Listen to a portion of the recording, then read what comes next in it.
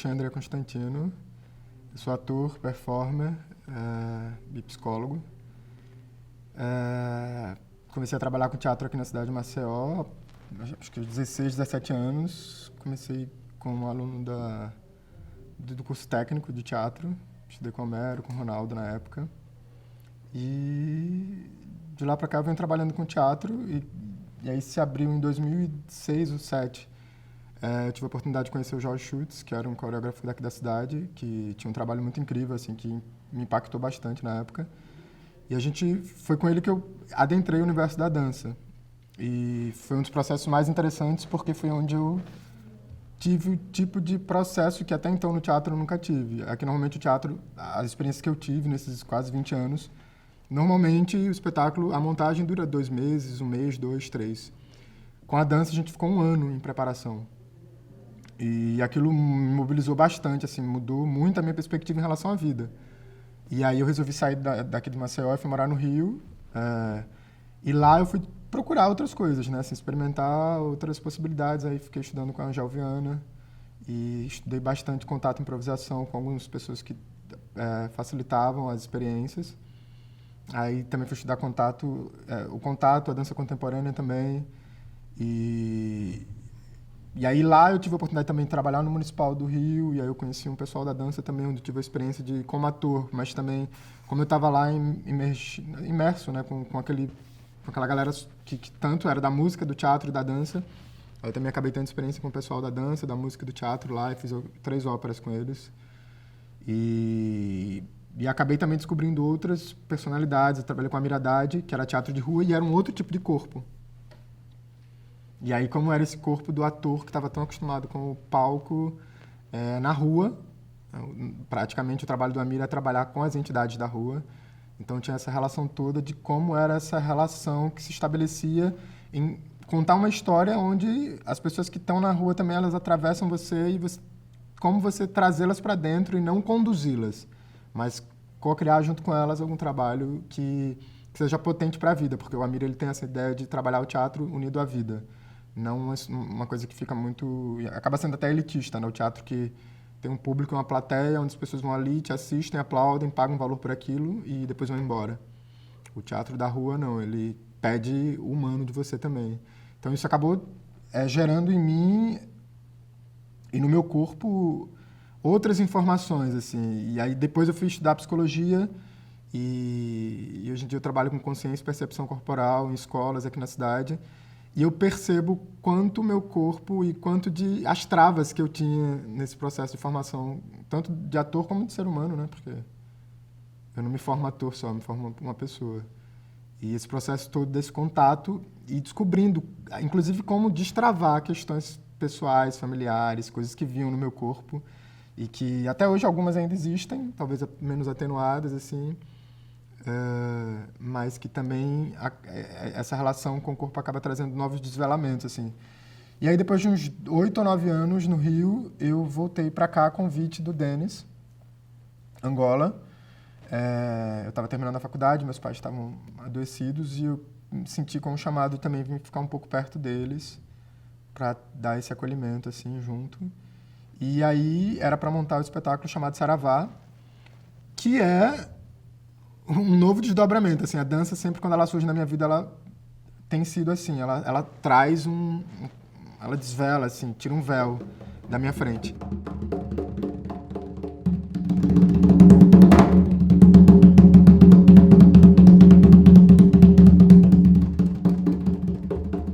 E aí quando eu voltei pra cá em 2015 pra passear, eu tive um sonho com os orixás, onde os meus orixás se apresentavam na minha frente, assim, passavam um na frente, o segundo e o terceiro. E logo depois eu fui para Trancoso, fiquei 3 meses lá, depois fui para o Rio, e, enfim, em 2016 eu voltei para cá e tive um outro sonho com os meus guias orixás pedindo para eu aprender a cantar para os orixás e fazer essa saudação, pedir licença numa casa, e é um dos processos que eu estou vivenciando hoje, que é começar a cantar para os orixás e levar esse tipo de trabalho para a rua, para as pessoas, fazer shows, enfim, uma coisa que eu estou começando a desenvolver.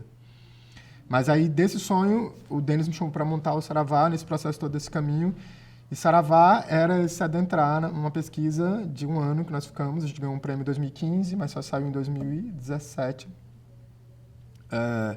Que era beber dessa fonte da cultura da África, do candomblé em específico, da casa de terreiro. Então, ele e o Jailton, que são as duas pessoas que estavam na frente, eles tinham uma pesquisa já anterior a mim.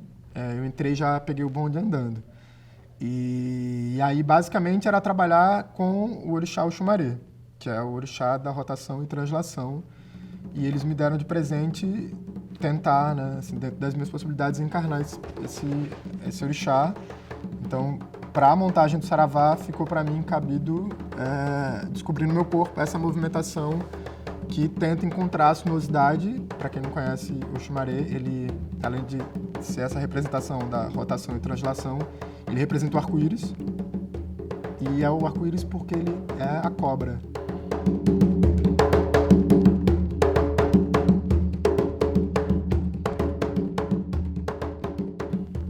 Essa representação dessa flexibilidade, de se transmuta o tempo inteiro, está sempre se reconstruindo. A pele cai e ele retorna em uma outra pele.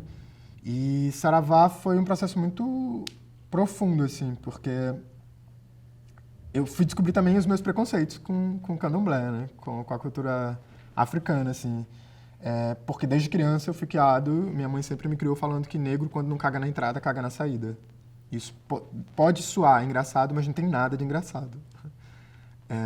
Isso durante muito tempo, e até hoje, em alguns momentos, reverberam em mim, assim. Né? Eu fui estudar psicologia, então eu pude começa a descobrir um pouco mais sobre a minha mente também. E a mente, se você não cuidar, ela perturba e leva você para lugares não tão legais. E então as falas dela normalmente eram essas falas, assim. Então, entrar no universo da cultura africana está sendo tirar um peso das minhas costas, assim. Está sendo descobrir o valor dessa cor, que ela, durante muitos anos, minha mãe fazia isso, mas eu já sofri preconceito em vários lugares. Eu morei no Rio e era muito perceptível, assim, entrar no shopping e ver uma senhora segurar a bolsa, ou, enfim, N coisas que acontecem, né? Eu estudava na PUC-Rio. E a PUC-Rio, normalmente, globais e filhos de deputados estudam naquela universidade. E eu tive a oportunidade de também estar ali dentro. Então, a vida, em algum lugar, eu venho, né? Meus pais são analfabetos. Então, eu venho da periferia, sou de Bebedouro, criado lá, mas depois eu fui viajar para outros lugares. Mas a vida, talvez não, por conta da arte, eu acabo entrando em lugares assim, né? Eu trabalhei alguns anos no Municipal do Rio, aí tenho contato com a Universidade da PUC, que é onde... Então, a vida acaba me levando também para alguns lugares onde eu percebo essa negritude, onde ela fica muito evidente e o quanto eu tinha preconceito. Não que eu não tenha mais, eu tenho, mas hoje em dia eu tenho um pouco mais de consciência, assim. Quando eu me percebo me relacionando com alguém, por exemplo, se for uma pessoa branca e se você estiver esperto, assim, se você estiver orientado, se você estiver conectado com você vai perceber que a pessoa tem algumas coisas que ela vai acabar deixando sair.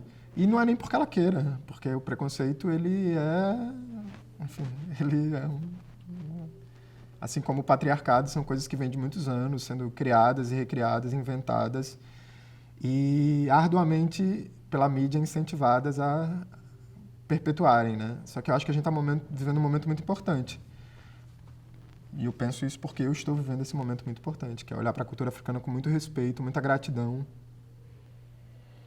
e reconhecendo o valor dessa cultura e buscando entender como é que ela pulsa no meu corpo. E não só a cultura africana, né? A cultura indígena também, assim. O estudo do corpo, eu comecei a tomar ayahuasca, tomei há 10 anos. Comecei com Joy Schutz, que foi uma experiência também, começou com o estudo da dança. E esse processo também, com a cultura indígena, também acabou trazendo outros entendimentos sobre esse corpo e a potência que ele tem. E o quanto ele é potente nesse mundo, e o quanto ele... E quanto quando a gente olha para esse mundo todo, né? Tudo que a gente vê aqui nesse país, por exemplo, toda a beleza, não toda, mas muito da beleza que tem aqui, e muito do que foi construído através desses seres, né? Africanos e indígenas. Então, hoje eu me reconheço e me sinto muito feliz e muito grato por ser negro, por estar negro nessa vida e caminhar, assim. Então, a descoberta, a relação do estudo do corpo tem me trazido um conhecimento e um entendimento sobre o meu eu no mundo, o meu existir aqui nesse planeta, nesse momento.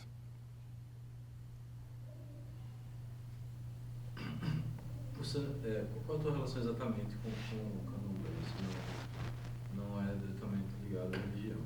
Mas como é que foi a pesquisa?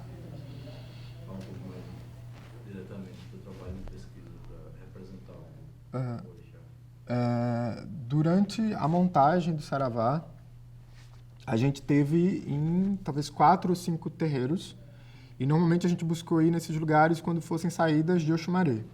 Nem sempre a gente conseguiu, porque nem sempre eles dão licença. Mas, de modo geral, a minha relação com o candomblé, com a cultura africana, ainda é de observador. Eu, inclusive, tenho que admitir que eu tenho um certo medo, assim, né? Talvez por tanto preconceito colocado na minha mente, assim.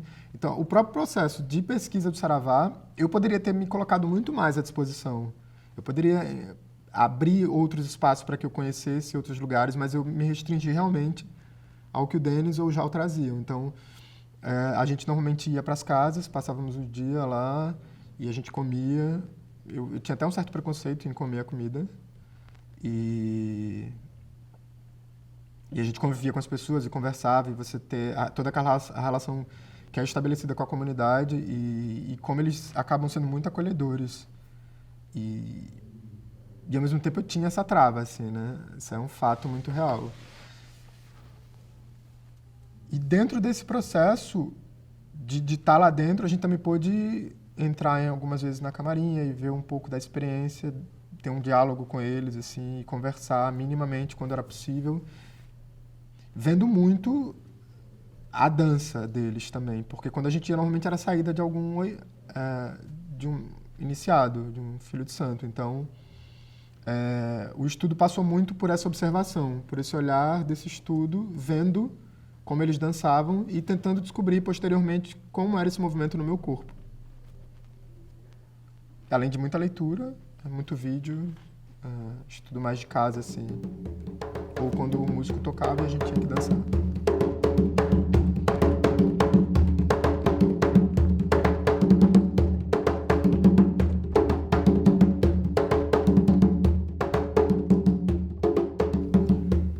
Existem tecnologias milenares, né? A gente acha que tecnologia é só o que a gente conhece agora. Mas dentro da tecnologia milenar desses africanos e indígenas, eles têm um conhecimento muito forte, antes de mim, por exemplo, que a dança te ajuda a entrar em transe.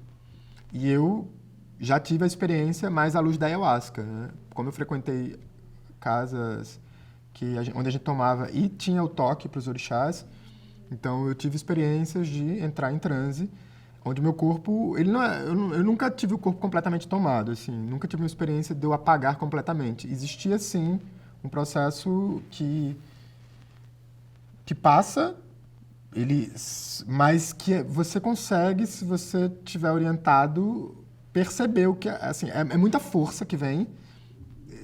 Quando as sensações que eu tive normalmente eram muito associadas a determinados orixás, que, por curiosidade, foram os orixás que se apresentaram para mim nos meus sonhos, a não ser uma delas.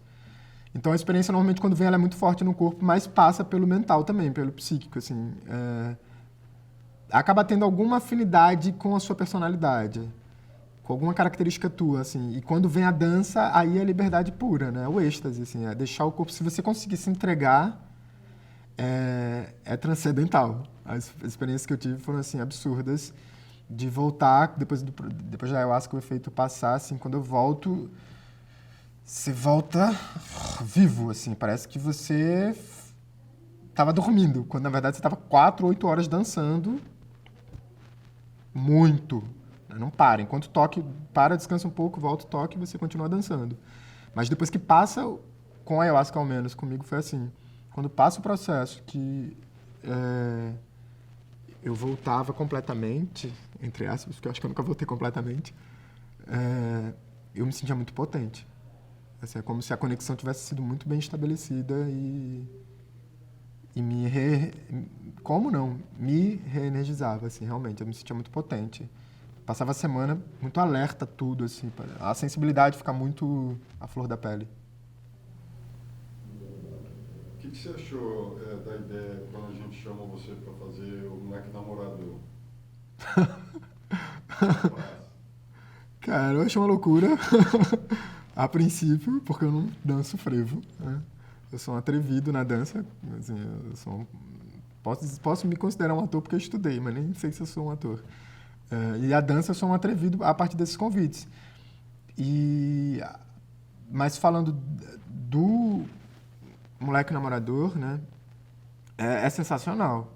A ideia de, dentro do pouco que eu conheço do processo, do que é a temática do filme, trazer uma figura dessa, negro, e onde ele pode, a partir desse cavalo, manifestar toda a potência da existência dele, porque eu acredito que o pouco que eu li e que eu vi sobre ele, para mim aquilo era uma entidade manifesta, assim, bebendo da fonte o tempo inteiro e se relacionando com o que tem de cima e sabendo que nada disso existe, que isso tudo é uma grande ilusão do ser humano. Achar que alguém é mais ou menos que alguém porque tem dinheiro, pode ser mais. Então, assim, eu vejo no moleque e algo que eu gostaria até de trazer comigo, assim, na minha vida. Essa potência, essa força que se entrega para uma existência e de uma maneira até muito inconsequente, né? Talvez até muito ingênua, assim. Então eu me sinto muito presenteado. Espero poder contribuir à altura para que o personagem, para que essa figura possa ser realmente bem explorada dentro das possibilidades do espaço que ela tem no filme, para que as pessoas possam conhecer. Por ser uma pessoa de Maceió, né? E eu espero que o filme rode o mundo.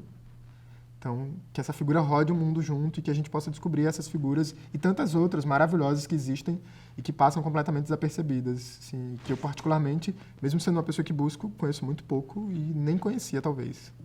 Mesmo sabendo do nome da praça, eu não sabia que era uma figura, uma pessoa tão potente naquela época, assim, que existia